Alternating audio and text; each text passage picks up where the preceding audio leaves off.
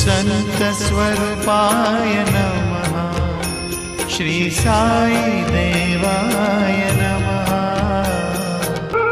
शिरडीनाथाय नमः। श्री सत्यदेवाय नमः। साई केशवाय नमः। श्री साई माधवाय नमः। जगन्नाथाय नमः। श्री परमानंदाय नमः। जगन्नाथाय नमः। श्री परमानंदाय नमः।